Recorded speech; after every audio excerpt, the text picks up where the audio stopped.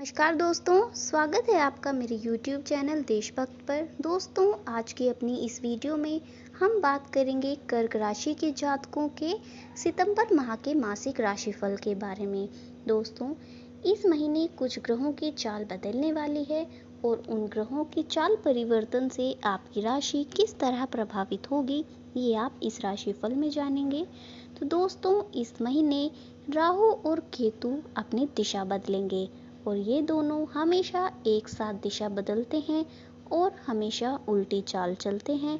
तो इस महीने इनके ग्रह परिवर्तन से आपकी राशि किस तरह प्रभावित होगी, ये जानने के लिए आप मेरे साथ बने रहें। तो चलिए अब बात करते हैं कि सितंबर माह में सामान्यतः कर्क राशि के जातकों का राशिफल किस तरह रहने वाला है उसके बारे में।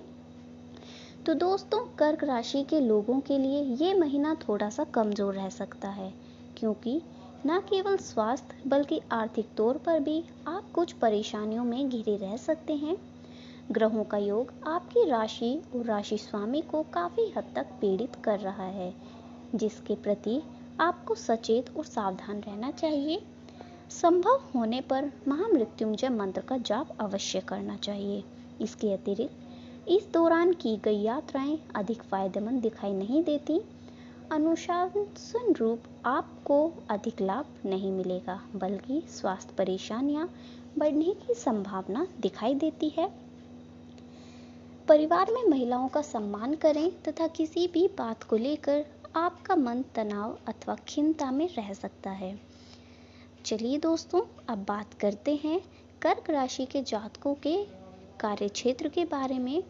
तो दोस्तों, यदि आपके कार्य की बात की जाए तो नवम भाव में बैठा मंगल और उस पर शनि की दृष्टि आपको कार्य क्षेत्र में कोई बदलाव अथवा नौकरी में स्थानांतरण की ओर इशारा करती है। ये बात आपके पक्ष में होगी और आप बहुत समय से यदि इस दिशा में प्रयास कर रहे हैं तो आपको सफलता मिल सकती है तथा मनचाही जगह पर ट्रांसफर होगा, जिससे आपके मन को भी शांति मिलेगी और आपको आर्थिक तौर पर भी अच्छे लाभ मिलेंगे।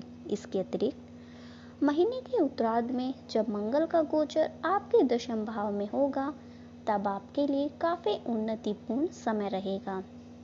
आपकी पदोन्नति भी हो सकती है और आपकी जिम्मेदारी और पदभार में भी वृद्धि होगी।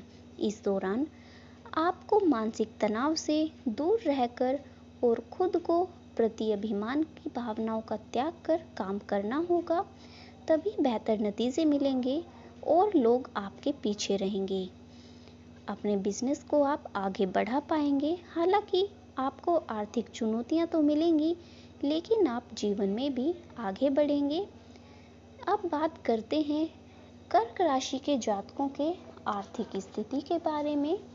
तो दोस्तों, आर्थिक तौर पर ये महीना थोड़ा सा कम अनुकूल दिखाई दे रहा है, क्योंकि आपके खर्चे हद से ज़्यादा होंगे और आपका उन पर कोई नियंत्रण नहीं होगा, जो कि आपकी आर्थिक स्थिति को काफ़ी हद तक प्रभावित कर सकता है।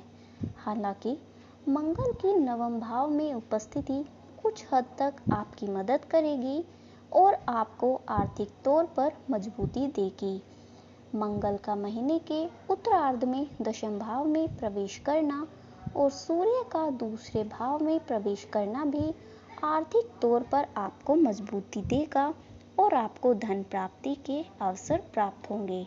हालांकि आपके खर्चे काफ़ी बने रहेंगे। सर्वप्रथम आपकी ये परीक्षा होगी कि आप अपने खर्चों को कितनी हद तक नियंत्रण में रख पाते हैं, क्योंकि इसी से आपकी आर्थिक स्थिति को डामाडोल होने से बचाया जा सकता है।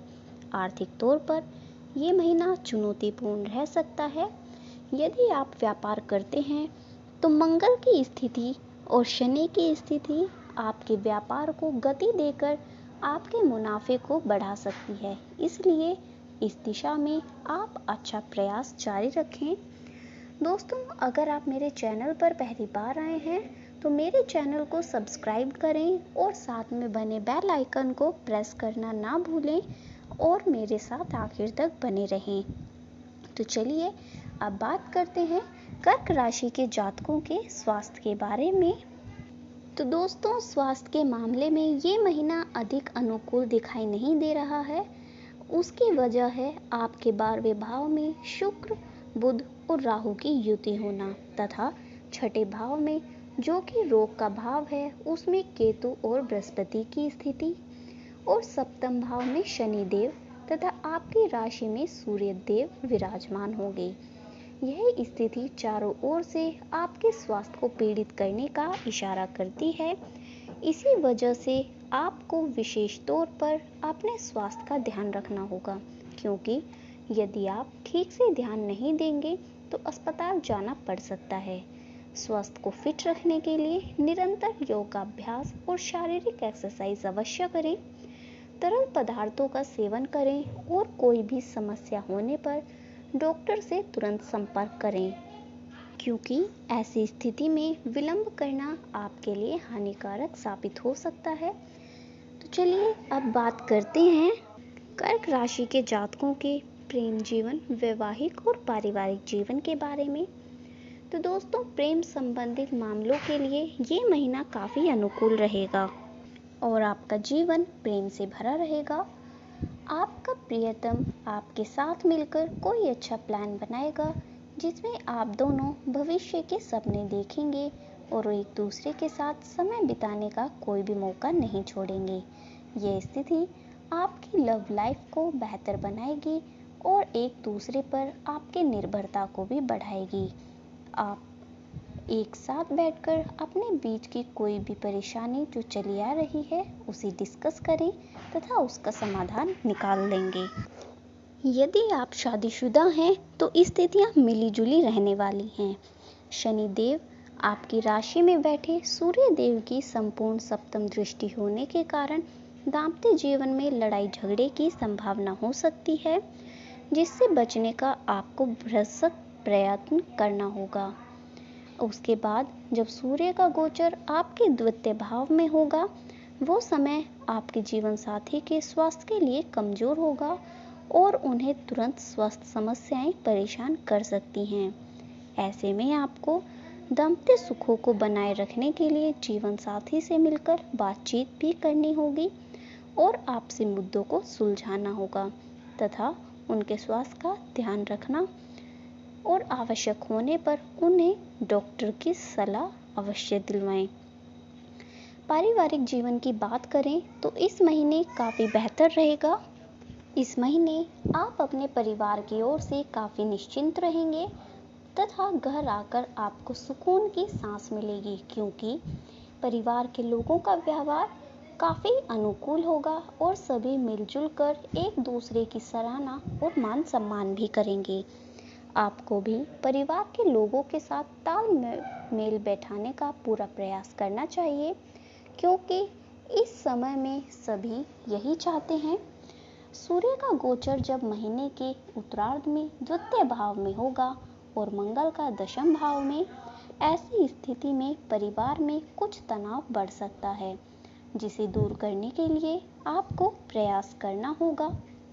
अपने काम पर अधिक ध्यान दें और पेशेवर जीवन पर अधिक ध्यान देने के कारण पारिवारिक विषयों को समय कम ही दे पाएंगे। इससे भी आपका पारिवारिक जीवन थोड़ा सा तनावपूर्ण हो सकता है। विशेषकर महीने के उत्तरार्ध में मंगल देव की दृष्टि पूरे समय आपके चतुर्थ भाव पर होगी, लेकिन बृहस्पति की दृष्टि छठे भाव में आपके द्वितीय भाव पर होने के कारण प्रॉपर्टी संबंधित कोई विवाद घर में उत्पन्न करा सकती है। इस बात के प्रति आप सावधान रहें। दोस्तों, इस महीने आपको उपाय के तौर पर विशेष रूप से शनि देव की आराधना करनी होगी और उनसे संबंधित दान करना, जिसमें शनिवार के दिन लोहे अथवा मिट्टी के बर्तन में सरसों के तेल में अपनी शक्ल देखकर उसे दान कर देना चाहिए। फिलहाल इस वीडियो में सिर्फ इतना ही। आगे भी मेरे साथ बने रहने के लिए मेरे चैनल को सब्सक्राइब करें और साथ में बने बेल आइकन को प्रेस करना ना भूलें और मेरी वीडियोस को ज़्यादा से ज़्यादा लाइक और शेयर करें। जय हिंद।